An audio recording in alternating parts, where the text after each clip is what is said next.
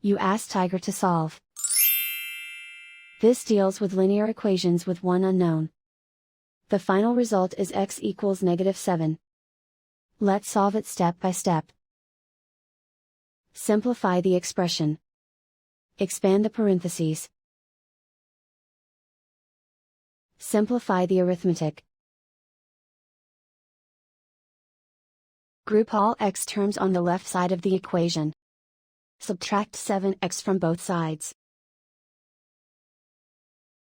Simplify the arithmetic. Group like terms. Simplify the arithmetic. Isolate the x. Divide both sides by 2. Simplify the fraction. Find the greatest common factor of the numerator and denominator. Factor out and cancel the greatest common factor. And so the final result is x equals -7.